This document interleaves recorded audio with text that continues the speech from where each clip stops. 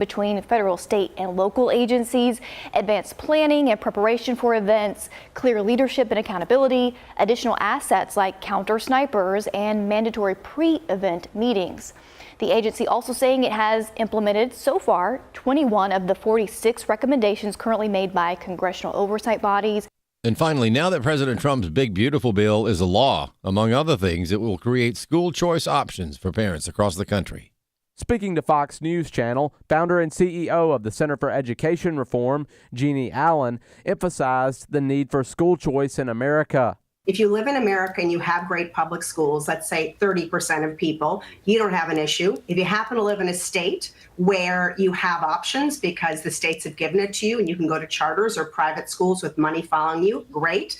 The rest of us have to pay for it, and that hurts particularly middle class and poor students. She also explained how exactly the new law will provide school choice to kids. There is a $1,700 tax credit that is now available to individuals if they contribute to a scholarship granting organization. Now, the federal government has recognized the importance of education options for kids, and they're putting their skin in the game. And they're saying, if you and I contribute, Dana, to a scholarship organization, at the end of the year, we will get a dollar for dollar tax credit towards our taxes. And what that does is that actually creates a stockpile in school organizations giving scholarships to kids who need those choices to be able to grant them. Allen went on to say that while critics argue the new law will gut public schools, this is a lie. 30 years ago, we wrote a report called 9 Lies About School Choice, and they're still there. We have to open up the floodgates for students to get educated. I'm Reed Ritter. More news online at afn.net and on the AFN mobile app. I'm Rusty Pugh. If we lose this cultural war, we're going to have a hedonistic, humanistic society. Discover the story of the culture warrior Don Wildman and how he went head-to-head with Hollywood, Playboy, the homosexual agenda, and the Disney empire. The movement Don started paved the way for Christians to boldly stand for truth and righteousness in a hostile culture. Watch Culture Warrior today for free. Visit culturewarrior.movie. This is Trivia Friday. The number to call with your question or your answer to a question is 888-589-8840. What is the proper name of a hot dog? Absolute delight. It is an absolute delight. But I'll give them an A+ for being able to eat ice cream with chopsticks. That's a real talent right there. I stayed 5 hours at a Japanese restaurant one time trying to eat soup.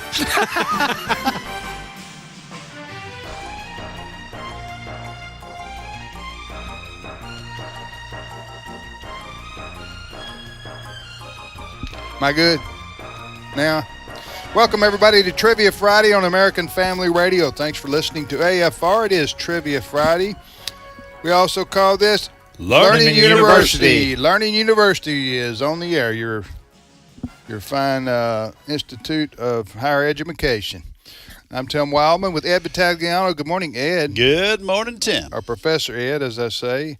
And Bert Harper. Good morning, Brother Bert. Good morning. It's good to be with you guys again. Well, Professor Bert, now you're official now, man. You fill in so much. Huh? You're one of your regular staff. Yeah, you're one of the four. It's amazing. Pray for Brother J.J. Jasper. He's en route from Africa back to his home here in the U.S. Right? From Kenya, yeah. Yeah, he's going to Kenya to stopping in Germany for a little while, and then on to the U.S. and then home here in Mississippi. So, yeah, that's a long trip. He went to get his daughter, who's been a missionary in Africa. She's having to do some training here, so she had to come in. Originally, she wasn't going to come this week, but needed training. Yeah, and after a year, need more training, I guess. You know, that's right. Yeah, so pray for J.J. Jasper and his daughter Maddie as they're coming back to the U.S. Again, I'm Tim with Ed and Bert and Trivia Friday. What are we doing here, Brother Ed? Well, I tell you, as you mentioned, we're educating our students, okay? We're making them smarter, betterer, and awesomer. One question at a time. One question at a time. That's right. Raising your IQ, folks, one question at a time. So the three of us will each ask 3 questions. Bert, how many questions is that total? Let me see. 3, 1. Yeah, 9. 9 questions. So we invite you to call in, ask, answer, or do both. We like for you to do both simply because once we get you on here, we want to keep you as long as possible. Here's the number to call if you want to be on the show, 888-589-8840. Again, that's the number to call to be on this show. Are they eligible? Yeah. Anybody can call in, no matter how many times they've been on with us. No, If they're how old now? How old? You got to be how old? It's not true. You have to be 11 years old or older, and we do ask you to wait 2 months, 8 weeks. If you have been on the air with us before, please wait 8 weeks to call in. But the number to call on the program, if you meet those very few criteria, is 888-589-8840. Now, Brother Bert, one of those 9 questions, kind of special. What's It's up a mystery question, and when that question is answered and it's correct, you'll hear this sound.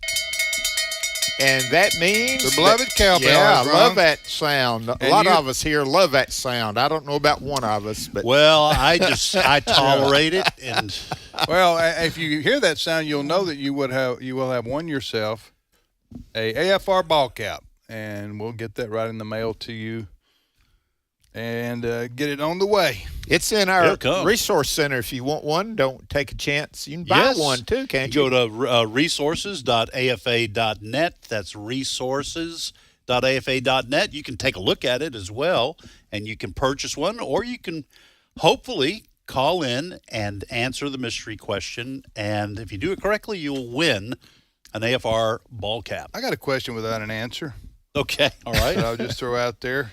Where does mail go? U.S. mail, I'm talking about. Yeah. And this is not to disparage anyone who works for the mail service, okay? Because Right. every company in America has its weaknesses. Yes. I understand that. Right. However, I will say this, where do letters go that are mailed in May and are delivered in July? Where does it go? No, I want to go. Is there some kind of mail purgatory? They got to work their way out of it, That's right? what I'm saying. That letters have to go to, And they sit there and wait. and they sit there and wait. What does happen? You ever had this happen to you? Oh yes, many times. It's getting worse. Go ahead. Which we talk about, when it's. I can't prove this. I guess It's what hard I'm saying. hard to put into words. It's hard to put into words. I can't prove this, but it seems to me like it is getting worse. Now, in defense of the U.S. Postal Service, they do deal with, I don't know, hundreds and hundreds of billions of pieces of mail every year. So I do want to say that, that they could get overloaded. I want to know what happens to emails when you delete them. Where do they go? Well, You delete an email, it's I think where is it? Africa. It goes to Africa. That's what I was taught. The dumping ground Yeah. of No, email. I just wonder, do these letters sit in the bottom of a bin for 2 months? Oh, look what here. Dead letter office, found one. man. All right, Listen, here. that is a good. That's That's a question. I want to know the answer. If some of our listeners are members of the Postal Service, we encourage you to let us know what happens to those letters after they've been mailed and where do they reside for the months before we receive them. And so Don't give them my email. comments at afa.net. Comments at afa.net. There we you would go. be That's interested. what I'm talking about. We would be interested in knowing What where happens? the mail sits. What happens? What I mean, happens? is it in a back of a Right, truck? Is right, it in someone's right, trunk? right. I Their don't know. closet? What? Yeah. Well, hey, there have been some ballots made that's in the back of people's trunks. That happened up in, was it Michigan or Wisconsin, somewhere up there? Yeah. Oh, Minnesota. we found It was a bunch Minnesota, I of think. voting ballots. Yeah. Yeah, Shazam. Found Found them voting ballots after that. All right, go ahead, Ed. What All you right, got? here are my 3 questions. First question. Which one of the Bill of Rights protects citizens' property by forbidding seizure for public use without just compensation? Which one? It's a little bit long, but you get the idea here. Which one of the Bill of Rights protects citizens' property by forbidding seizure for public use without just compensation? I'm looking for the number of the amendment. Second question. Actor Frank Sutton played what famous character on the popular 1960s CBS show Gomer Pyle, USMC? Tip of the hat to Sean, who sent this in. Actor Frank Sutton played what famous character on the popular 1960s CBS show Gomer Pyle, USMC? And then final question. The king cobra is not actually a cobra. Is that true or false? The king cobra is not actually a cobra. But is that true or false? That's what I've got. Okay, here's my three. My Bible question, the Apostle Paul's occupation was a tent maker. There were two other people in the New Testament who were tent makers as well. Who are they? Who are they? And then this one, okay, I've debated whether to ask it, but I'm going to go ahead and do it. How many hairs does a person with a head full of hair lose in a day? Okay. What now? What's that now? How many hairs does a person with a head full of hair lose in a day? That depends on how many teenagers they have. Okay, here, well, I'm going to give a multiple choice on this one. It was 20, 40, or 60. It's one of those numbers, 20, 40, or 60. And How you can do this, after you shower, you look in the drain and take them out and count them. And that way you'll know. So you can take your shower and figure this out. Okay. Yeah, I'm going to do that. Okay. There's some kind of psychological disorder name for that. if you take your hairs out of your drain and count them, you got some kind of serious issue going on there. Maybe more than one serious issue. One. People who have no hair have fewer drain problems. Is that true? That's true. Okay. Okay. Here's the third question, Mayberry. What is the name of the drugstore in Mayberry where Ellie, the pharmacist, works? And matter of fact, I'll give a little hint. That was her last name as well. Okay, Ellie. Okay. I know it. Okay. Okay. That's a good hint, though. That's a good hint. That's my three. All right. I'd like to have a baby boomer question. All right, here's the baby boomer question. And others may know the answer to this as well, but who was Popeye the Sailor Man's girlfriend? Who was Popeye the Sailor Man? Surprised you got it dated off. That stuttering problem. I am who I am. Anyway, so who was Popeye? All right, guys. Reel it in. You started it. I know I did. Get me going down Popeye memory lane. Who was Popeye the Sailor Man's best girl? Okay. All right. From the world of science comes this question. What is the process of liquid becoming a gas called?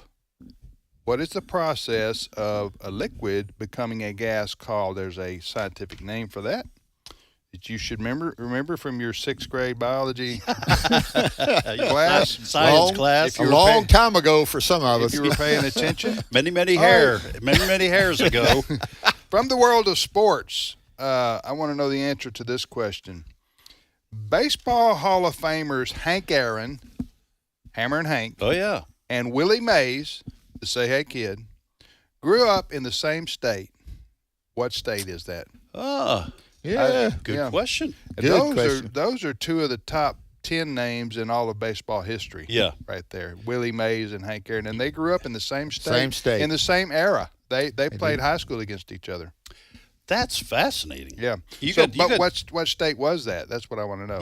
You got questions from the world of cartoons. I do. The world of science and the world of sports. The wide world. Wide world of questions. You just call me a Renaissance man. Hey.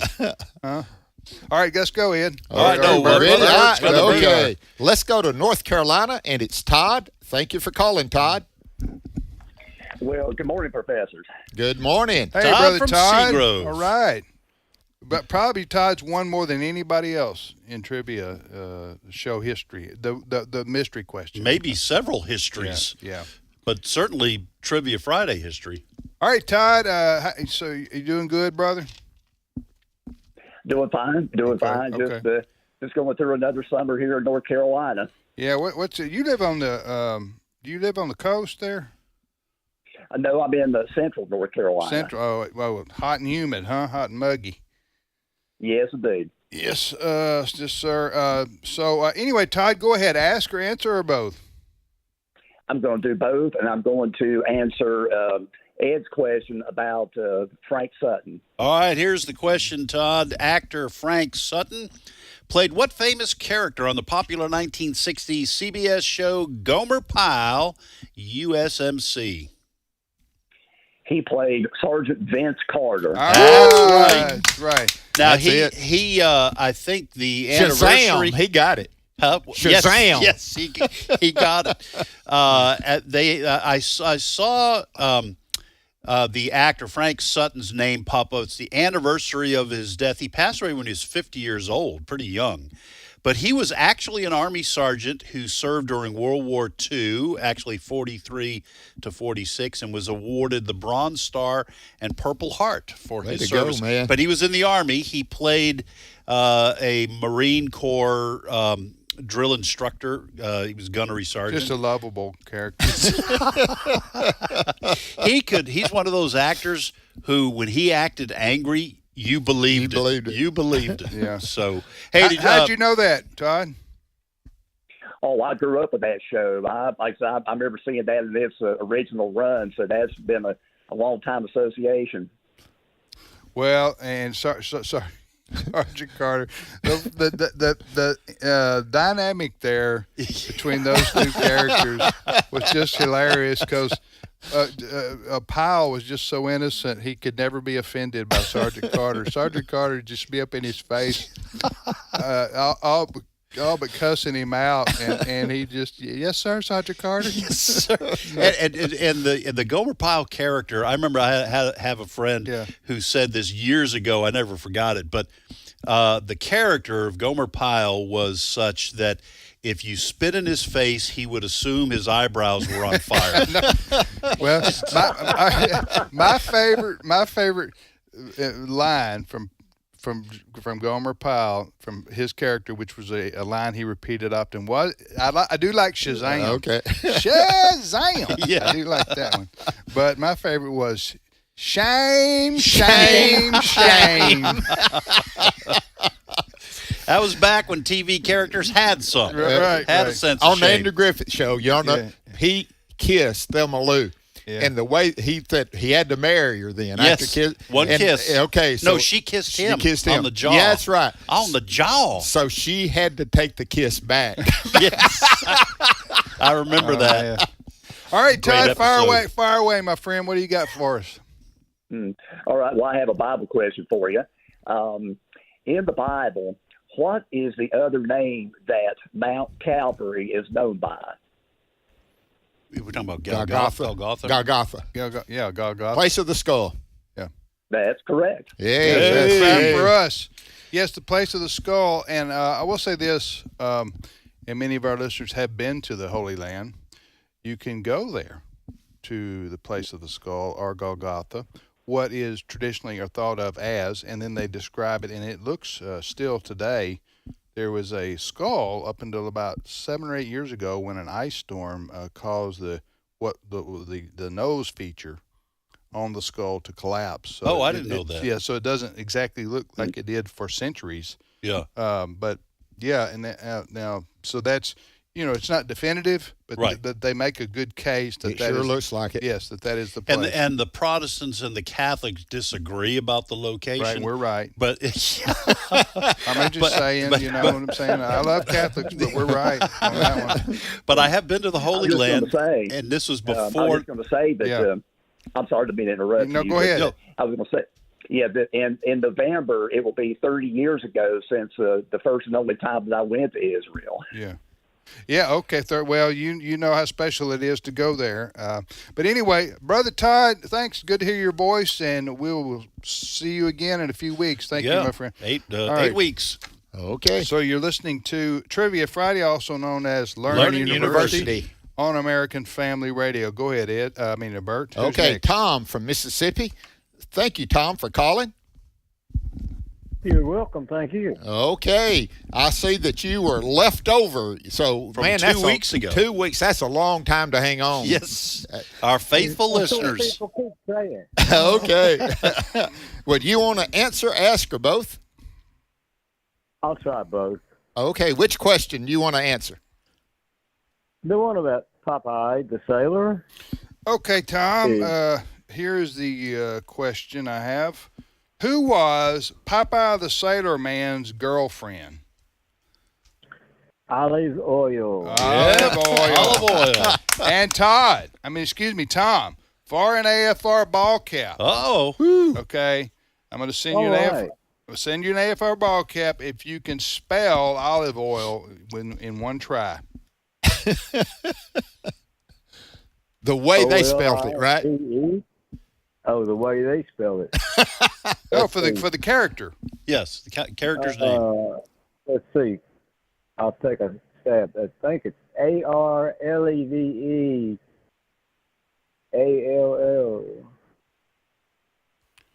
No, I think you're doing Wheel of Fortune right there, Brother Tom. No, this is the way you spell it is OLIVE, olive, like everybody. Right. But oil, for olive oil, the character is OYL. Yes, O-Y-L. O-Y-L. I thought I remembered that. That's But it. anyway, good way right. to go, Tom. Olive oil is she was Popeye the Sailor Man's girlfriend for sure.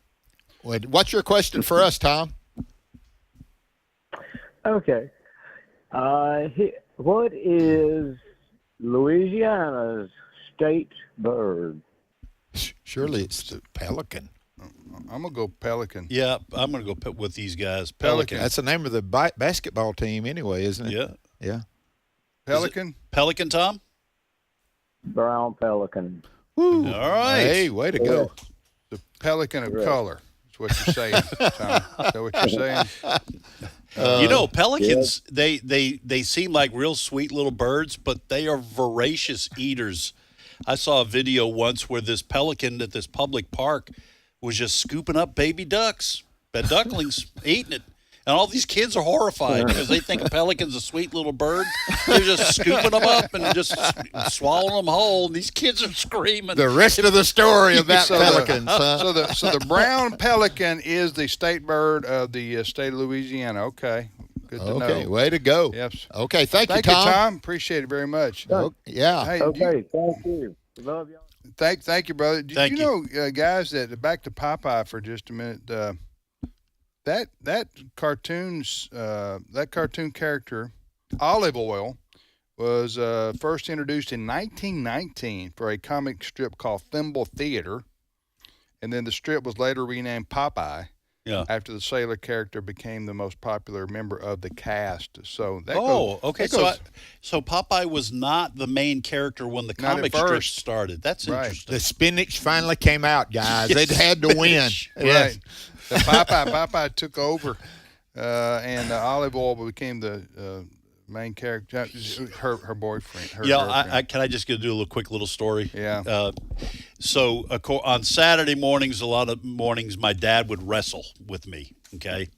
So I'd jump in the bed and, we had time to get up and I'd wrestle and I would be Popeye. Most of the time I'd be Popeye and we'd wrestle and then I would eat my spinach like Popeye did. And then he would let me pin him. Okay. And then it was over and it was time to eat breakfast. But one time I ate my spinach and my dad just pinned me. And I said, but I ate my spinach. And he said, I don't care. Anyway, it was funny to me. All right. Back to the phones. Okay, let's go to North Carolina. Rick, thank you for calling. Well, good morning, learned professors. How are y'all doing on this fine Friday morning? Hey, Brother Rick. Very nice to hear from you, and we're doing well. Thank you for asking. I think so, yeah. Yes, sir. Thank you. Where do you live in North Carolina? Jacksonville, North Carolina, the proud home of Camp Lejeune, North Carolina. Yes, sir. Absolutely. Yes. A lot of great Americans. We got a lot of listeners that's around these Army camps, and therefore it's great. Yep. So, absolutely, Rick. Well, ask, answer, or both? Well, I think I'd like to do both, if I could, please. Okay. Which question do you want to answer? I think I'm going to go with the drugstore on the Andy Griffith Show. Okay, all here right. it is. Are you an Andy Griffith Show fan? For many, many years. Okay, well, I think you'll know I was this. much younger, and even now I watch a lot of it on the syndicated stations and networks. So yeah. Amen. It's been a part of my life for quite a few of my 68 years. Amen. Well, here's the question. What is the name of the drugstore in Mayberry where Ellie, the pharmacist, worked? That would be Walker's Drugstore. Woo, way to go, way to go. Walker's Drugstore. That was her uncle that owned it, and she came to be the pharmacist there. And that was Andy's first girlfriend. Yes. And I remember the episode where she ran for mayor. Mayor, yeah. Or councilwoman or mayor. Councilwoman, that's what it was. Yeah, yeah. Ellie Walker. That was the cheer. Way to go. Well, you got your question for us, Rick? Yes, I do, and I got this one. I wrote this one down for Brother Tim because I know he's big into government and American history. Mm-hmm. Who is the only person to have served as a United States president and Chief Justice of the Supreme Court? Taft comes to mind. That's who it is. William Taft. William. Is that right? Is that right, Rick? sorry? William Taft? You're exactly right. Hey, way to go. Yeah. Yeah. Can you imagine in Good one job. lifetime serving as both Chief Justice of the Supreme Court and President of the United States? And when you go to your class reunion, Yes. I mean, he was also first baseman for the New York Yankees Yeah. for a while. You know, so class reunion, you're going like, what do you do? Would Whatever became of you? What'd you spend your life doing? Hey, Rick, thanks for calling, buddy. Appreciate it very much. We're going to take a short time out right here, and we'll be back with more of Trivia Friday on American Family Radio.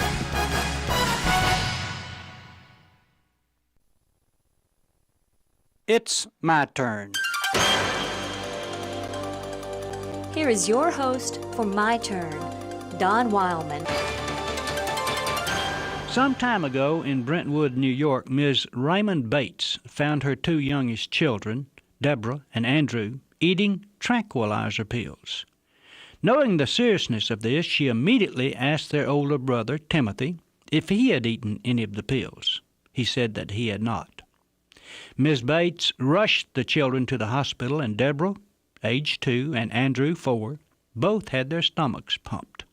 Timothy, denying that he had eaten any of the pills, did not have his stomach pumped. It was a crucial situation for Ms. Bates, for the pills that the children had eaten could have very easily killed them. It was of utmost importance that she be told the truth by her children. To have lied in a situation like that could have meant death for any of them. You know, there are many situations like that in life. Several times our physical life depends on whether or not we're willing to tell the truth, face the facts. Failure to do so will often mean death or serious injury. But deeper than this is the fact that we must be willing to tell the truth about our intangible being also. And here is where most of us are willing to try to get by on a half-truth, sometimes even a flat lie. We haven't been honest with ourselves here. We've told ourselves that everything is okay, it'll work out all right. So we've gone on ignoring our inner being, pretending that there will be a time to take care of that. We've even built up a conception that there's a great Santa Claus in the sky who will bring us all everything we need at the right time. We've lied to ourselves in telling ourselves that we have no obligation any higher than ourselves. We have fooled ourselves into thinking that if there is life after death, everybody will enjoy it equally and not just a pious few. When I break a bone and it needs setting, I don't dare fool myself into thinking that it'll be all right if I left it alone and everything will work out okay by itself. If I have cancer, I don't go around telling people that there's a great fairyland cancer doctor who will cure me. When I had my heart attack, I didn't ask for a knife that I could operate on myself. No. And all of these things I told myself, and I tell myself, the truth, that I need help from beyond myself, from someone whose business it is to help in those situations. To do less in the spiritual realm would be equally as foolish. Don't make the mistake with your spiritual life that Timothy Bates made with his physical life. When Ms. Bates went to check on the children the next morning, Deborah and Andrew, who had their stomachs pumped, were fine. Timothy, age 8, was dead. Honesty is the best policy in all matters. This has been My Turn with Don Wildman, a production of the American Family Association. In Him, we were also chosen, having been predestined according to the plan of Him who works out everything in conformity with the purpose of His will. Ephesians 1:11. American Family Radio. I'm Popeye the Sailor Man. Popeye the Sailor Man. I'm strong to the finish, 'cause I eat me spinach. I'm Popeye the Sailor Man. I'm one of gazookas, which hates all palookas, but hates honey up and square. My biffs and I bops them and That always outrun is them, but none of them. you're listening there to Frank Sinatra's version of Popeye the Sailor Man. What a range that guy had. Yes, I guess so. And I'll tell you, it was a supreme disappointment in life after being real young and watching Popeye the Sailor to taste actual spinach. Good grief. Kids don't like spinach. I like it sauteed. Well, I will eat it sauteed, and I'll eat it raw in Put some in olive salad. oil on it. Some olive oil. You see what I did there? Yeah. No, I see it. With OYL. That was so bad it was good. And it goes good with hamburgers. Hamburgers. What was that Oh, guy's? Wimpy. Wimpy, yeah. Wimpy. I'll gladly pay you for a hamburger on Monday. To pay you on Tuesday. Trivia Friday it is on American Family Radio. Tim, Ed, and Bert, we thank you for listening to AFR and also for just tuning into Trivia Friday, also known as Learning University. Learning University's on the air. We're going to go back to our calls, but before we do, we need to reset our questions, fellas. Yeah, and I'll have to add one. No problem there. I got plenty. First question, which one of the Bill of Rights protects citizens' property by forbidding the government from seizing for public use without just compensation? I'm looking for the number of the amendment. Oh, yeah, because I think most of us know what that phrase is. Yes. Associated with that, but you're asking for the actual number, the amendment in the Bill of Rights. And that amendment in the Bill of Rights is just for that purpose? No. There are some other things, too, as well. Okay. All right, second question. The king cobra is not actually a cobra. But is that true or false? Nothing's real in this world anymore. but it is a king, right? It may not be, but it is a king no matter what. Yeah. Okay. Yeah, you know what I mean here. Oh, yeah. No, yeah. I just. And then final question. Now, this is pretty easy, but, you got to throw some easy ones in. Yeah, throw them some softballs. Who is famous for saying, everyone complains about the weather, but nobody does anything about it?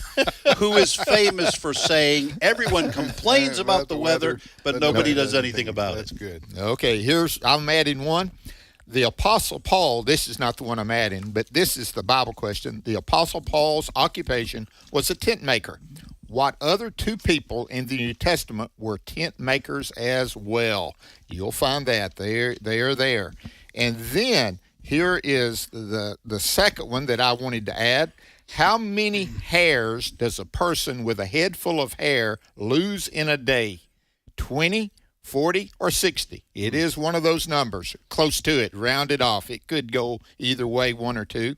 Yeah. And then the third question is true or false. John Quincy Adams, he was president, had a pet alligator that he kept in the White House bathtub. Is that true or false? What, repeat that one again? Okay. Yeah. President John Quincy Adams had a pet alligator that he kept in a White House bathtub. Can you imagine? True or false?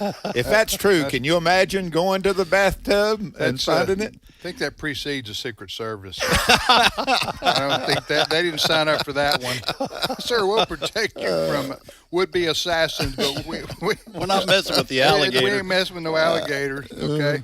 All right. So here are my two questions that have gone unanswered. Number one, Baseball Hall of Famers Hammer and Hank Aaron and Willie Say Hey Kid Mays, the Say Hey Kid, they both grew up in the same state.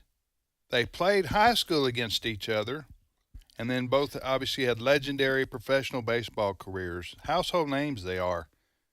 What state did they grow up and play ball against each other? I don't know the answer to that. That's a great question. My second question is, again, from the world of science, and that is this. What is the process of a liquid becoming a gas called? What is that called? So there you go. Ed, let's go back to the phone. All right, Brother Bert's our Okay, let's MC? go. Yeah, MC today. Let's go to Ohio. Ron, thank you for calling. Hello, can you hear me? Yes, you're on, man. What part of Ohio are you calling from? I'm from Steubenville, Ohio, which is near Pittsburgh, Pennsylvania. Okay. Yeah, and you guys, that's the home of Dean Martin. Up Steubenville? Yes. Yes. Oh, yes. okay. Every June we have the Dean Martin Festival. How do you know this kind of stuff, Tim? I read a lot. Really? Okay. All right. I am an avid reader and have been my whole life. So Yeah. I mean, I'll read the news every day, and and also pop culture, sports, whatever. So anyway, that's hey, phenomenal. To be a leader, you got to be a reader. Also, I've been to Steubenville, and there's a sign. Okay. And I remembered it. Home of Dean Martin. Okay. Hey, Ron, you want to ask, answer, or both? I would like to do both. Which question you want to ask? Bert, I would like to answer your question about the tent makers. Okay, here it is. You ready? Here it is. Yep. The Apostle Paul's occupation was a tent maker. What other two people in the New Testament were tent makers as well?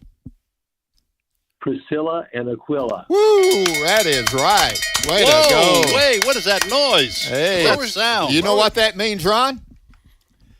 I guess that means I'm going to get a ball cap. That's right. So you want to hang on, man. Yeah. So I'm happy. You can wear that to your to the Buckeyes start playing. Then you only switch over probably. Or you can wear it to the festival. Yeah. Yeah. AFR ball cap, it is a very nice one. We didn't go cheap on these. No. And That's awesome. Hey, Ron, did you just know that off the top of your head, or did you have to look it up? No, I did not have to look it up. I read the Bible every day in the morning and at the night, and I knew that answer. Way to go. You find it in Acts 18. Now, they're mentioned about three other places, but in Acts 18, verses 2 and 3, it says they, like Paul, did this. They were bivocational, just like Paul was. Okay. Great. Praise the Lord. Yes. Well, Ron, what's your question for us? Well, esteemed professors, I have a classical music question for you, and it is this. How many symphonies did Mozart write? How many symphonies did Mozart write? I'm the worst one to ask for this. Did you not say from 1 to 10? Yeah. All right. Okay. Man. Wait. All right. Hang on a second, Ron. I know Beethoven's fifth. How do we know this is not like a trick question? And he didn't actually write like a symphony. He wrote other things. Oh, man. Okay. Hey, he's laughing. I'm going to say he's zero. laughing. I'm going to say 0. Okay. But you guys can guess if you want. I mean, 5. Since Beethoven did 5, I thought Mozart would do as good as he. Symphonies? I've never heard of Mozart symphonies, but you know. Well, go ahead. I'm going to say 0. I'm a classical music teacher, so I kind of have an advantage here. Yeah. What's the answer? The answer is 41. 40. I You was were way off. I was You way were way off. My 5 was closer than your That's 0. why Ron was laughing, because I said, well, I thought maybe it was some kind of trick question, that it wasn't quite called a symphony, but Hey, 41, that's insane. When did Mozart? 41. Mozart. When did he live? Mozart lived from 1756 to 1791. He died at the age of 35. But he wrote 41 symphonies. Did he start Yeah. writing them, Ron, when he was like a kid or something? Was he one of those prodigals? Yeah, a child prodigy. Prodigy. Not a prodigal. I didn't want to correct you right there. Well, yeah, okay. I was waiting, man. Prodigy, yes. I walked into that one. That was pretty bad. That was a good one, though. Yeah, he had an older He may have been brother, a so prodigal. he was a prodigal. Oh, we know. Okay, that. All right. How young was he? He started writing simple piano pieces when he was 5 years old. And I think it was by the time that he was 10 to 12 when he wrote his first symphony. Okay. That's just insane. Absolutely amazing. I try not to apply pressure to my grandchildren, but I'm going to share this story with them. Yes. Because, just because you're young doesn't mean you can't achieve world history dominance. Yes. In the world of music. You know what I'm saying? Yeah, just because you're a child doesn't mean you can't become a prodigy. 300 years from now, they need to be talking about what you did. Yes. Maybe they'll know the difference in prodigal and prodigy. Yes, We're praying that would be a good start. That would be a good start. We don't want any of your grandkids to become prodigals, but prodigies. That's. Hey, what about Beethoven? When did he live? Beethoven lived from 1770 to 1827. He died at age 57, and he wrote 9 symphonies. So Beethoven, you're saying, was after Mozart? Yes. And what nationalities were they? Well, Mozart lived and worked in the country of Austria, and Beethoven was in Germany.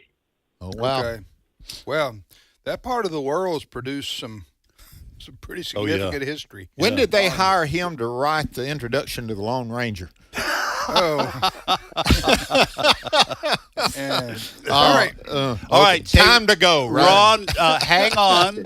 We're going to put you on hold. And Alrighty. Cindy Roberts will get your information, and we will get that cap in the mail to you. We have no idea when you'll actually get it. So if you heard our earlier discussions. Hey, Ron, we do appreciate you calling in, and you dropped some good knowledge on our listeners. So Learning, we call it. Learning, absolutely. So thank good you. on you, brother. All right, you're listening to Trivia Friday on American Family Radio. Tim, Ed, and Bert here. If you want to send us an email, the address is comments@afr.net, AFA.net. Comments@afa.net. Right? It doesn't matter? Okay. Never mind. I'm sorry. I'm just being a prodigal today. Comments@afa.net or comments@afr.net. Doesn't matter. Obviously, I'm not a prodigy. I've been saying comments@afr.net forever. Oh, here, okay. so, yeah, I'm just going by the page that they have here. Anyway, send us an email. It doesn't matter. It'll never get here anyway, probably. So. Lost in space. All right, let's repeat our questions, guys, real quick. All right, here are my 3 questions. Which one of the Bill of Rights, I'm looking for the number of the amendment, protects citizens' property by forbidding seizure for public use without just compensation? Second question, it's a true-false. The king cobra is not actually a cobra, but is that true or false? And then final question, who is famous for saying, everyone complains about the weather, but nobody does anything about it? Okay, here's 2 questions. This is one original, what has not been answered. How many hairs does a person with a head full of hair lose in a day? I'm giving you a multiple choice, 20, 40, or 60. That's rounded off a little bit. And then this one, true or false? President John Quincy Adams had a pet alligator that he kept in a White House bathtub. Is that true or false? All right, my 2 questions. Baseball Hall of Famers Hank Aaron and Willie Mays grew up in the same state and played high school ball against each other. What state were these fellas from? And number 2, what is the process of a liquid becoming a gas called? What's the scientific name for that? Go ahead, Ed. Okay, let's go to Mississippi. Beverly, thank you for calling. Hey, how y'all doing? Doing well. What part of Mississippi are you from, Beverly? Oh, good. The thriving metropolis of Wiggins. Oh, yeah. South Mississippi. Stone County. Yes. Way down south. Yeah, Yes, it is. sir. Well, do you want to answer, ask, Yes, or sir. both? Do both. Okay, which question you want to answer? Well, I'm so mad because they got the hat because I was going to answer that one about the tent maker, but I will do the hairs. Okay, here it is. How many hairs does a person with a head full of hair lose in a day? 20, 40, or 60? I'm going to say 60. Woo, way to go. Is that right? 60? It's between 50 and 100. That is it. Yeah. So I put the other 2 below. I believe it. It was just too many, but that is what they're saying for the person who has hair. Wow, that's a lot of hair. Yeah. Now, I for the believe person who doesn't have hair, Yeah, but Obviously, they're not losing they're any. not losing. If you're losing 60 a day, you're going to switch categories pretty quick. I'm going to tell you right now, huh? Yeah. That's almost alarming. It is, man. Listen, it is. But that's somebody had to count those. They had to count. Somebody had to. I've got this book, and somebody gave me after I started, being a visiting professor here. Yes. A book on unusual facts. Yeah. And so I went through that, and I thought, well, That's the question you picked. Yeah. I don't know why, Tim. Well, Bert is such a prodigal. Right. Okay. Hey, Beverly, what's your question for us? Yeah, I had 4 girls. Oh, so, me. Yeah, they Listen. lost a lot of hair. Yeah. Did you know men's hair grow faster than women's hair? You keep using up questions I that you know, could use but next this time. is, hey, with that new I didn't know book, I that. got plenty of questions. Okay, Beverly, go right ahead with your question for us. This is a very sensitive subject matter for me and has been for 30 years. So I'd appreciate it if we'd move on. Move on. Yeah. Move on to Okay. Beverly's question. Reason I wear a hat. Okay. What is the hurdy-gurdy? It's like a hokey pokey, I think, isn't it? The hurdy-gurdy. They do it out in Asia. It's like the Asian version of the hokey pokey. Isn't the hurdy-gurdy like when you overextend yourself and pull a muscle real bad? Oh, my Lanta. Oh, my Lanta. Oh, my Lanta. Is that, wait a minute now. So the question is, what is a or what is the hurdy-gurdy? What is a hurdy-gurdy? I've heard this expression, Hurdy? but it's been Hurdy-gurdies. an age. You're so funny. What? A hurdy-gurdy? Hurdy-gurdy. I don't. It's just funny to say, isn't it, Beverly? I think she's going verbal snipe hunting with us right here. No, I Yeah. have heard this. Yeah. I've heard this before. What is the hurdy? No, what is a hurdy-gurdy? What is a hurdy-gurdy? Hey, I'm anxious to find out. Y'all didn't like my joke Yeah, about if you pull a muscle real bad, you have to we get did that. That surgery. was Oh, you funny. got it. It hurt. It hurt. If you do the hurdy-gurdy, you need to turn yourself about. I know that right now. Don't stick your foot in. Yeah. All right. We don't know. We don't know. It sounds painful. Okay, you're gonna die because it came up on my Bing yesterday on my computer. It is a unique string instrument that is kind of like a violin, but it's short and squatty, and it's hand cranked by a wheel that rubs against the strings, similar to a violin. Does on a bow, violin bow. Who work. in the world would give it that name? Right. It's from the medieval period. All right, maybe I have not heard of it because that is just Yeah. nowhere. That's nowhere near where I was thinking. A hurdy-gurdy. There's a video game named hurdy-gurdy. Since I'm looking at it right now. I googled it. There's a hat. Yeah, the hurdy-gurdy, also known as the wheel. How do you spell that? Is it H-E-R? H-U-R-D-Y. No, sir. H-U-R-D-Y. Oh, D-Y. G-U-R-D-Y. Also known as the wheel fiddle. H-U. Hurdy-gurdy instrument. There is a string instrument that produces sound by turning a crank, like she said. This is Learning University, I'm guys. looking at it. Wow, that's rosin wheel around the strings. That is. It sounds like to me it's cheating though. Huh? You got some kind of You got some kind of a wheel fiddle? That's like a player piano. So what that do you just do? doesn't count. Is a string instrument produced sound by turning a crank to rub a Now, rosin okay, wheel. so Beverly, so how did you come up with this question? You said this popped up on a search that you were doing on Bing? Yeah, no, every morning on my computer it pops up a different location around the world, a picture of it. Yeah. And if you hit it, it describes it and then asks you questions and everything, and that was one of them. I believe I would look up hurdy-gurdy. I believe I'd have followed through with that as well. Yes, sir. Yeah. I know. Yeah. I'm like, they're never going to get this one. No, you're right. Yeah, but that's a good question. That was We've not had where I was thinking. We've had music questions today from, Yeah, I know. from medieval time periods. That's where Beethoven learned it, I bet. on playing the the hurdy-gurdy. hurdy-gurdy. Yeah, playing the hurdy-gurdy. All right. Thank you. All right. Who's it? Okay. Thank you so much. Let's go to Kansas and talk to Joyce. Joyce, thank you for calling. Hi. Hi. Yes, Hi, Joyce. Hi. Where do you live in Kansas?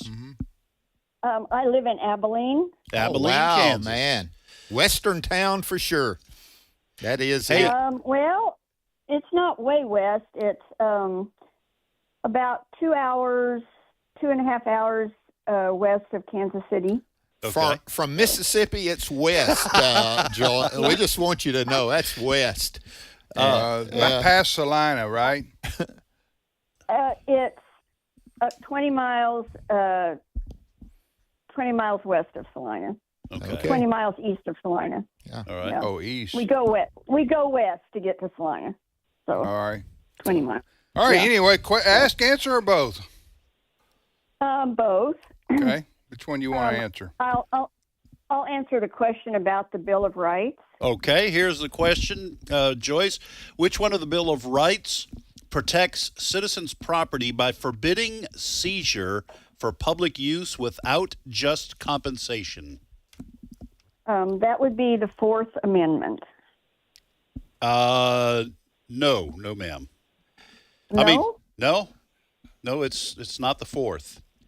So I can't give you any more hints than that because Yeah. Now you got to remember, Ed's a prodigy, so he knows. Well, I'm he not knows a prodigy that. today. Pretty plain, isn't it? Huh? I mean, it's Yeah. not any question about it, right? No. It's I not the thought- fourth. Yeah, good try. Good try, Joyce. Thank you for calling. Well, she's She's got a question for us. Oh yeah, go ahead. Okay.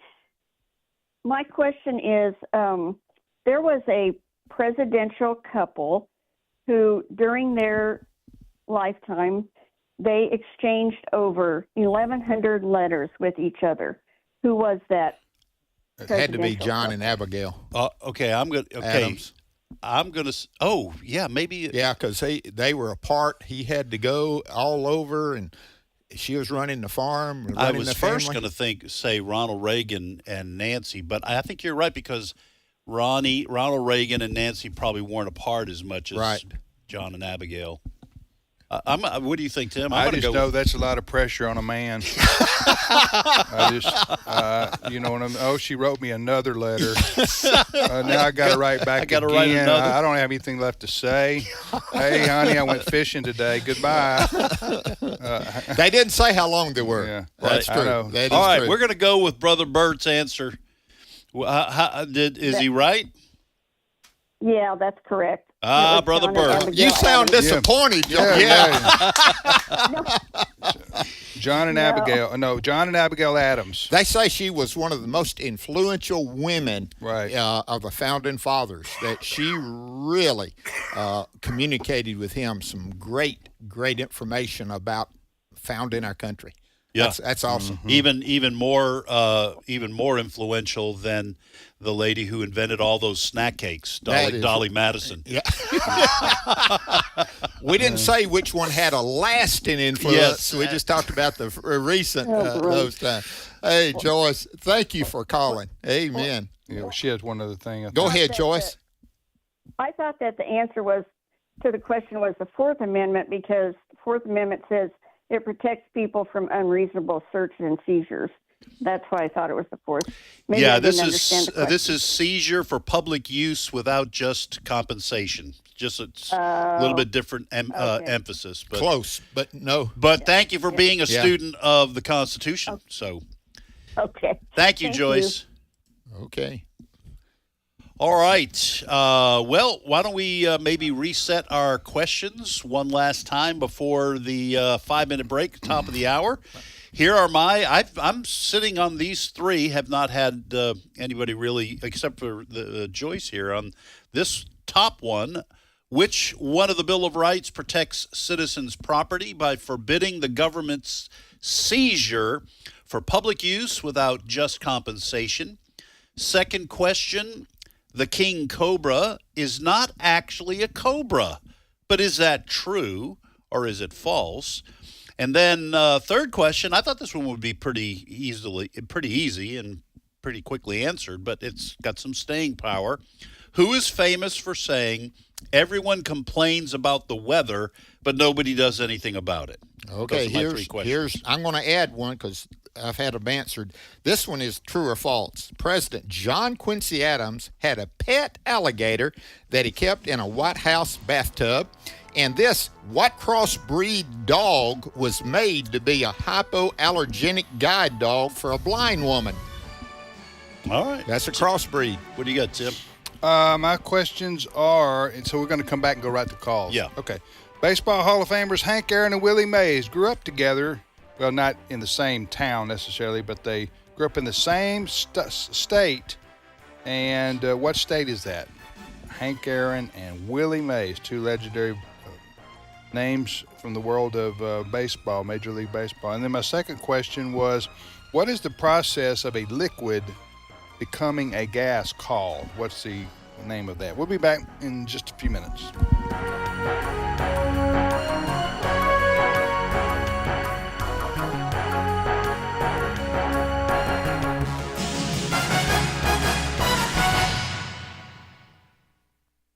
The views and opinions expressed in this broadcast may not necessarily reflect those of the American Family Association or American Family Radio. Faith, family, freedom. American Family Radio.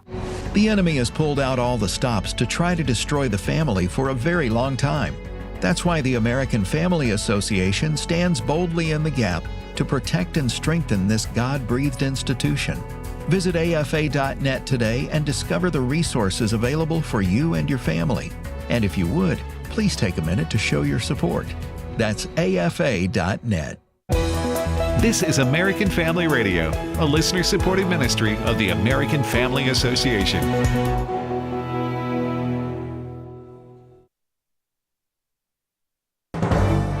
American Family News, I'm Rusty Pugh. ICE conducting a raid at a pair of California marijuana farms. Jackie Heinrich explains from the White House. DHS says it is investigating whether those 10 children found at the marijuana farm in California were being exploited, and also whether the 8 unaccompanied minors were potentially trafficked, and also raised concerns that this bill that Democrats are promoting, which would ban ICE agents and federal immigration officers from concealing their identities in most operations, would place those law enforcement officials in danger. But California Democratic Senator Alex Padilla is defending his proposal that would mandate ICE wear visible identification and ban them from concealing their faces, posting to X, "In a democracy, no one should have to guess if they're being handcuffed by real law enforcement or armed imposters." A group of state lawmakers were denied access to the newly built migrant detention center in the Florida Everglades. Now they are taking legal action against Governor Ron DeSantis, accusing him of overstepping his power. Governor DeSantis says this facility helps achieve what taxpayers voted for. Alligator Alcatraz is going to enhance the ability of the federal government to do more deportations of illegal aliens. And that's what people want to see. That's what a lot of us voted for. And that's what the rule of law calls for. Relief organizations are finally making it into the flood zone in central Texas and reporting back the need is tremendous. Steve Jordahl reports. Relief groups like 8 Days of Hope had been chomping at the bit to start working in Kerr County where the floods hit a couple of weeks ago, but local authorities asked them to hold back so they didn't get in the way of the search for survivors. 8-Day President Steve Tiber says they've finally made it to the banks of the Guadalupe River. We have deployed our Rapid Response Division, our heavy equipment from backhoes to bobcats, bulldozers, lift trucks. We'll be going into Kerr County to clear off some of the debris along the banks. He says they're working at the direction of local authorities, not directly involved with recovery efforts, but clearing the way as the search for more than 150 missing continues. He says the heartbreak is everywhere. Everyone knows somebody that is missing or a loved one that has gone through, just the worst phone call that you can get. This is the perfect time for the church to be there for people who are hurting that might not know Jesus. Convoy of Hope is on the ground there too. Vice President Stacey Lamb says they're helping first responders and other victims of the flood. Just get emergency supplies in the field as soon as possible. Food, water, hygiene kits, baby care items, even cleaning supplies. He too has never seen this much heartbreak up close. The weightiness, the heaviness of what they're doing, even though it is primarily a recovery effort at this point, unfortunately, it still weighs on them heavily. I'm Steve Jordahl. Thousands of conservative young people are gathering in Tampa, Florida this weekend for the annual Turning Point USA Student Action Summit. Charlie Kirk is the head of the organization. This remnant that we are building with younger voters is one of the most important generational investments because, we could talk about one big, beautiful bill and all the stuff on Capitol Hill, but what happens on college campuses doesn't stay on college campuses. It will grow into corporate life. It will grow into the halls of Congress. And what Turning Point USA is doing here this weekend in Tampa, Florida, I believe will help make sure America remains free and strong for generations to come. Speakers at the summit include Secretary of Defense Pete Hegseth and Secretary of Homeland Security Kristi Noem. Two rival car makers who were recently in talks to merge may be working together because of tariffs. Honda could be making cars or trucks at a Nissan plant in the U.S. Reuters says Nissan Motor is in talks with Honda about manufacturing Honda pickups at Nissan's Canton plant in Mississippi, which currently makes the Frontier. The plant has excess capacity, and producing the trucks in the U.S. would avoid tariffs. Both automakers are facing challenges, including rising competition from Chinese automakers, in addition to ongoing U.S.-Japan trade talks over tariffs. Though Nissan isn't offering any details about the Mississippi plant talks, it says it continues to work on projects with Honda but won't comment on speculation. Ginny Cosola, Fox News. For American Family News, I'm Rusty Q. Hello, my name is Andy Miller, and I'm the president of Wesley Biblical Seminary based in Ridgeland, Mississippi. We are developing trusted leaders for faithful churches, and we do that based in the authority of Scripture and in the reality that Christians can be transformed. We do that also through bachelor's, master's, and doctoral degrees. We'd love for you to learn more about Wesley Biblical Seminary at wbs.edu, where we're developing trusted leaders for faithful churches. This is Trivia Friday. The number to call with your question or your answer to a question is 888-589-8840. Now, back to more Trivia Friday. Hey, welcome back, everybody, to Trivia Friday on American Family Radio. What's today? July the what? 11th. 2025. Tim, Bert, and Ed.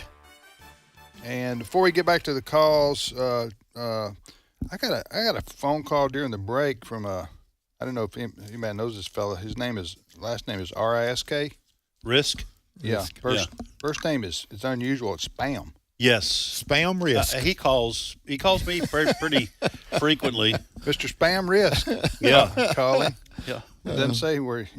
Well, go ahead. I know the guy. Go ahead and answer him. Yeah, right. Say goodbye to your money, Mr. Spam Risk. We have a deal for you. Yeah, yeah. So this guy keeps calling me, leaving me a voicemail. It's a robocall. Yeah. And like once a day now. Yeah. And he wants me to. I've been pre-approved for a loan. Oh, hey, man. good for you. Are you having to a pay loan I never applied for? Have you ever had to pay your college loans back? Has that ever come across? Well, also, man. Also, I haven't been to a toll bridge in a long time. Yeah. Or a toll, but they keep wanting me to pay a late toll fee. Yes. You too? Oh yeah. Yep. And it's usually from a state where I've been. And I'm going, how do they know that I was in Texas? They. Whoever they are. All right, back to the phones. Let's go back to the phones, Bert. Let's go to Iowa and talk to Debbie. Debbie, thank you for calling. Yes, good morning, esteemed professors. Yes, what Thank part you, of Debbie. Iowa, Debbie? 10 miles from the Mississippi, so central eastern Iowa. Okay, great. In rural Lowmore. Oh, wow. Well, do you want to answer, ask, or both? Both, please. Okay, which question do you want to answer? The liquid water turning to gas, to a vapor. Yes, okay. It's from science class. Everybody should remember this. Yeah. And who am I talking to there? This is Debbie. Debbie's going to answer this. What is the process, Debbie, of a liquid becoming a gas? What is that called? Evaporation. When liquid water turns to vapor gas. Yes. Well, good now, work. I have. She said evaporate, which is true, same thing. But my word was vaporization. Yep.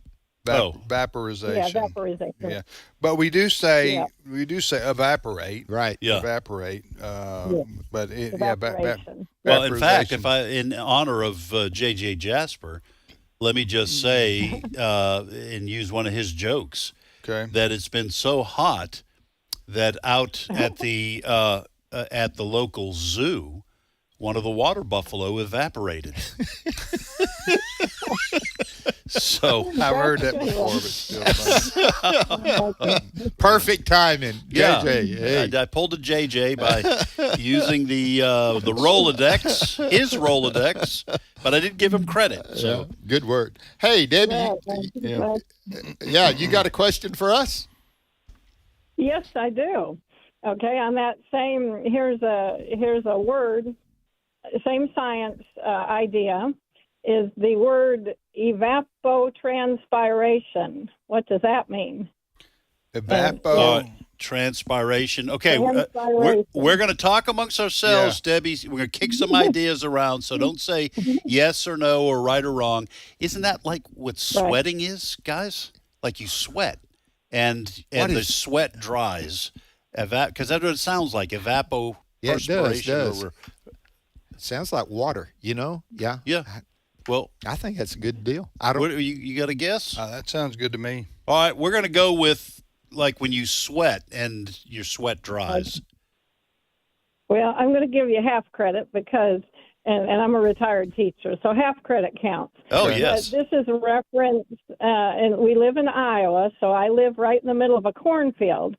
And here's the other part of that question is how many gallons per day do you guess that one acre of corn evapotranspires, or it's called corn sweat is what they call it. But how many gallons per day does 1 acre give off? Oh, an acre. I don't know. Wow, that's in the peak growing season. Now in the winter, of course, none. But in the peak growing season, how many gallons of water per day does 1 acre of corn give off? Somebody from evapotranspiration. Somebody from Iowa ought to know that. I guarantee you. Well, it's corn. first, Debbie, you're going to have to tell us. But first, I want to say that you must have been a very kind teacher to give us half credit on the guess that we had. So you must be trying to get me into C territory with a couple of extra credit points. She's grading on a curve. She's grading on a curve. All right, you're going to have to tell us the answer to that. That's a fascinating question. Let me ask you this though: is this when you hear the ears? I mean, when corn you grow? Yeah, yes, you can hear them grow too. Okay, we've heard of that phenomenon. What? Yeah, you can hear it. it. You can hear it grow. Yeah. You guys are just messing with the city boy. Yeah. You're messing with the city boy. I don't believe this. You can hear corn grow. Have you never seen Field of Dreams? That is I have seen Field That of is Dreams. true. Is that true, Miss Debbie? I'll That believe is you. True. Yes, we hear our corn growing. It's out there. It's about 12 feet tall right now. It's 11. Man. Yeah, you can hear it. Okay. Yeah. I'm learning a bunch today. It's tough being a But prodigal. Her question is, we don't know the answer. We don't know. We don't know. You said plural, so it's got to be a bunch. Yes, it is 3,000. It's kind of amazing. 3,000 to 4,000 gallons per day for 1 acre. Now we're talking. So it's very humid here in Iowa. Sitting in this cornfield, we're all sweating, but the corn does sweat too.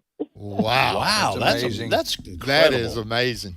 All right. Way to go. Way to Thank go, you. Debbie. Thank you, Debbie. Yeah, well- That was some. I'm sorry. Did you have anything else that you wanted to add? I was just going to say that would rival any Louisiana community that you have. All right. Thank you, Debbie. Appreciate that. Okay. We love our teachers. We do. Let's go to Ohio, and it's Caleb. Caleb, thank you for calling. Hi. Hi, Thank Caleb. you for having me. Yeah. Listen, that's one of my favorite names. He's my favorite character in the Old Testament. And one of my grandsons is named Caleb, and he's 12. He's just 1 year older than you. But you want to ask or both, Caleb? Both. Okay. Which question you want to answer?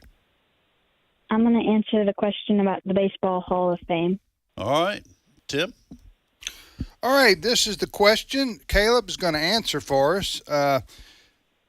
Two gentlemen who are deceased, but they are in the Baseball Hall of Fame. Hammer and Hank Aaron and Willie Mays, the Say Hey Kid. They grew up. Obviously, they were very popular players in the 50s and 60s and 70s. They grew up in the same state and at the same time. And I want to know what state that was, Caleb. Was it Alabama? Alabama. Yes, it yeah. was. Way to go. Yeah, I read about this. This is amazing. You go to Birmingham. They've got a big mural downtown of Willie Mays. He grew up in the Birmingham area, and then Hank Aaron's from Mobile. Oh, and he's kind of their favorite son as far as baseball goes. But just amazing that these two guys who are. I don't think there's any argument. Both those names are top 10. Baseball, royalty, right? And so, how did you know that, Caleb?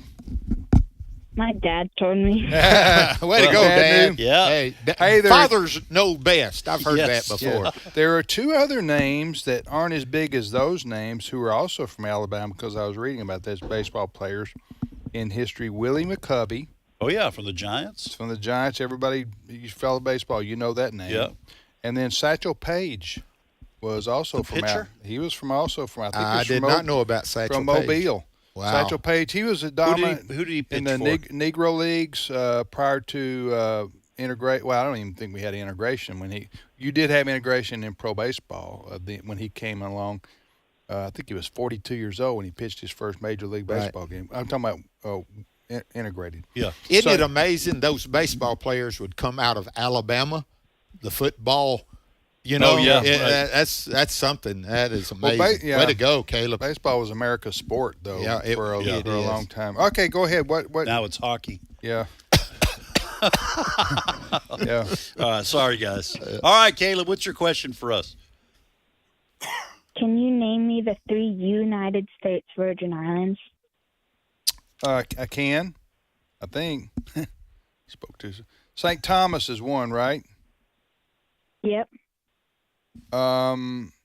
St. John's, I think, is like British. St. John's is not one. Is that right? Nope. Okay, so I got 2 more left. The U.S. Virgin Islands. That was right. No, he said St. John is right, actually. Oh, okay. Well, I'm going to switch my answer then. Okay, I'm just going to back up a little bit. It has to be another one of the apostles, Thomas and St. Thomas, St. John, and St. Kitts. Nope. One more. I don't know. You guys know? I have no idea. Anybody been on Caribbean cruises? They probably know the answer to this. Yeah, I don't know. I don't know. What's the answer? St. Croix. St. Oh, Croix. St. Croix. Croix.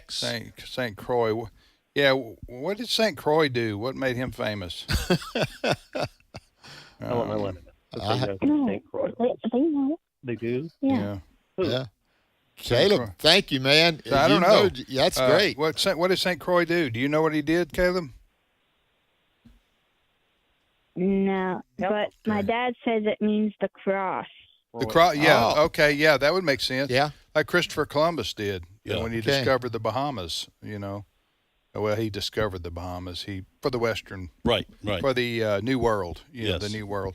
All right. Thank you, Caleb. That was Appreciate it, great. brother. Great. Appreciate it. Excellent work, both you and your dad. So, yeah, that's those islands are way down there, and they got you got to go to Cuba, take a left, and you got to keep going for about 5 more hours. I've never been, but I've read about it because Alice and I have considered going there. Yeah. On a trip, but it's fun to read about. But it's a long way from. I'm just going to say, the idea of cruises. I've never been on a cruise because they just don't appeal to me. Yeah. I mean, do you guys ever been I'd on a rather cruise? fly there and visit Yes, the island. I'd rather be walk. I don't want to be on a boat with a bunch of people. Yeah. If they're drinking and getting sick and all that. Nah, I'd just rather go someplace where my wife and I can go to a restaurant and not be going. The one that interests me is the Alaskan cruise. That would because you would go up and hit the ports and not get too far off. But anyway, that's it. I digress. Okay, yes, we do. Let's go to Indiana. Kyle, thank you for calling. Well, good morning, professors. Good morning. We just got to ask you, what part of Indiana? I'm calling from Lafayette, Indiana, right across great the river place. from Purdue University. Well, in Mississippi, it's Lafayette. And think in it's pronounced Louisiana, like 3 it's different- Lafayette. Lafayette. Spelled the same way, Right. man. That's it. Hey, Kyle, you want to answer, ask, or both? I'll do both, please. Which question you want to answer? I'll take a shot at Ed's Bill of Rights question. All right, here, Kyle, here's the question once more. Which one of the Bill of Rights protects citizens' property by forbidding the government to seize it for public use without just compensation? Well, I actually thought it was the fourth at first until I listened a little more carefully. I think it's the fifth.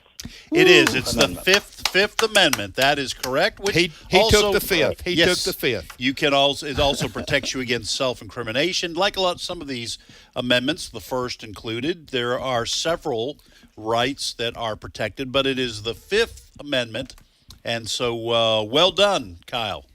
Is that also I learned that as eminent domain. Was it the eminent domain? Eminent clause? domain is the legal principle involved. I do not think, I could be wrong here, I don't think eminent domain actually appears in the amendment, but when people talk about the government and eminent domain, that is the principle that they're discussing, the one from the Fifth Amendment. I got you. Way to go, Kyle. Hey, do you have a question for us? I did. Actually, my dad, he's been listening even longer than I have. He's had a question teed up for years, and I'm going to let him ask it. Okay. Hey, we got to find out Kyle's dad's name. What? Tell me your name. I'm Bruce. Hey, All right, Bruce. Bruce. Okay, Bruce. Way to go, Bruce. Go ahead. And let me backtrack 1 second here too. I've worked on cruise ships years ago in the 1980s, so I highly recommend a cruise. Oh, you even do? though you might be uncomfortable, especially to Alaska, like Bert wants to go. Oh, all right. That's it. Well, Bruce. I mean, do you have any ins in the in the cruise industry? A name we need to call? No, I've been out since 1990. Although I've been on some cruises as a passenger with my wife. So okay. Anyway. So where did you work? The Caribbean, or where did you work? Caribbean, Alaska, Panama Canal several times. Okay. A couple of cruises over in the Baltic. Okay. Oh, wow. Now that sounds that would be okay. Yeah. Those European river cruises that we get the brochures in the mail. They look great. Oh man, those look good. Yeah. Right. All right. Okay. All well, right. Here's my question, Yeah. so we can get on with it here. A long time ago, at the bottom of the hour, you played the theme from the Green Hornet, the TV show. My question is, Who played trumpet on that? I'll give you multiple choice in alphabetical order by first name. Was it Al Hirt, Doc Severinsen, or Herb Alpert? I don't know, but it was the Tijuana Brass. That's Herb Alpert, yeah, the Tijuana Brass. My parents had a couple of albums from and I grew up listening to Herb Alpert. I'm gonna say Doc Severinsen. Yeah. You can say Doc Severinsen? Mm-hmm. Okay, that's our answer. What is it? Okay, it was Al Hirt. Al Hirt. Okay, that is a great theme song for a TV show, and that's some fine work with the trumpet. Yes. It was you have any backstory on that? No, I grew up listening to it. I have the album, The Horn Meets the Hornet, and I practiced it several times. Anyway. Yeah. Man. Who needs a trumpet when you do it that way? All right. Look, going to make an executive decision here, Bruce. You and Kyle just seem to need to each have a ball cap from AFR. I mean, you guys tag teamed here on the program, so I'm going to put you guys on hold. Cindy Roberts will get your information, and we'll send you a couple ball caps. How's that sound? That sounds fantastic. Thank you so much. Yes. Wear them with pride. We're meeting you sometime. We're planning a trip, father-son trip down there to see you sometime. Oh, well, hey, bring we'd love the to hats. have you. Yeah, I'd love to have you. Absolutely. Yeah. All right, Bruce, going to put you on hold. Great participation here on Trivia Friday. Is a great question. Going to get participation hats, okay? Get participation hats. Everyone gets a trophy. Well, almost. Yeah. So you're listening to Trivia Friday on American Family Radio, also known as Learning University. Last time, repeat our questions last time. No need to add any new ones. All right. I have 2 questions remaining. The king cobra is not actually a cobra. But is that true or false? And then my last question, who is famous for saying everyone complains about the weather, but nobody does anything about it? Okay, mine. John Quincy Adams, president, had a alligator that he kept in a White House bathtub. Is that true or false? And then what crossbreed dog was made to be hypoallergenic guide dog for a blind woman? What crossbreed dog was made to be a hypoallergenic guide dog for a blind woman? All right, my lone question that remains. Wait a minute. I'm out. I'm good.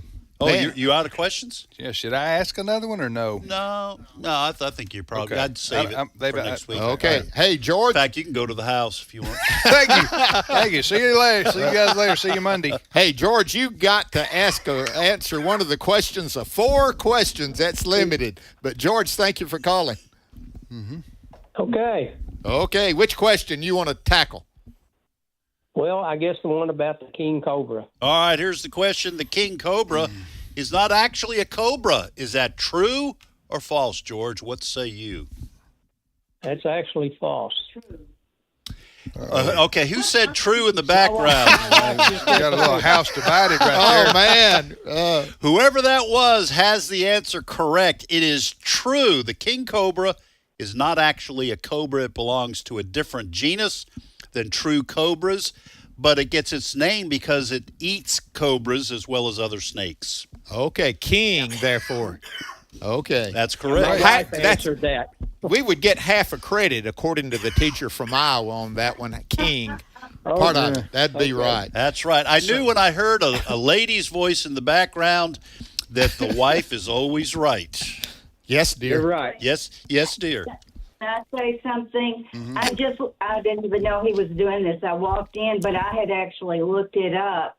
And when I read that king cobra eats all other snakes and even other cobras, immediately the thought came to me that when Moses threw his staff down, it became a snake or a serpent. And the magicians of the Pharaoh threw theirs down, that Moses' snake actually ate the other snakes and swallowed them up, so they must have been king cobras. Yeah, well, could be. Excellent. Makes sense. Good. Is that the snake they use in the movie, 10 Commandments? I would think that the king cobra, because if you look at the headdress that all the Egyptians wore, even Yeah. when they wrote inside those caves. That's true. They had a flared Yeah, the head, hood. a flared cobra. Yeah, that So is correct. That's a snake or a cobra, king cobra, a reptile of Egypt. George, you need to listen to your wife. Yeah, it looks like your wife's done some thinking about this. I think you're right. Hey, George, do you have a question for us? Well, I'll give you a choice between two questions. Go right ahead. One's a baseball question, and one's a capital city of the world question. Tim, as your areas, which one? I can answer either one of those. Go baseball. Since we did Hammer and Hank and Say Hey Willie, go ahead. All right. What was the first professional baseball team to have 10 paid players? To have 10 paid players. Well, you wouldn't be a professional baseball team if you didn't have players that you paid. Okay. That's a good point. Yeah. George, what does your wife think about this? She don't know this. Okay, listen. Don't say anything, George. But guys, the most famous baseball team in the world is the New York Yankees. Yeah, I'm going to got that. The earlier one was the Cincinnati Redlegs. You know, they were pretty stout early Chicago on. White Sox. Yeah. Let's all pick one. I'm going to go Cincinnati Reds. I'll go with Chicago White Sox. I'll say New York Yankees. All right. Anybody got it right, George? Well, it's actually the Cincinnati Red Stockings. Red Stockings. Way to go, Bert. Yeah. So they were the first team to pay 10 players. In the 1860s.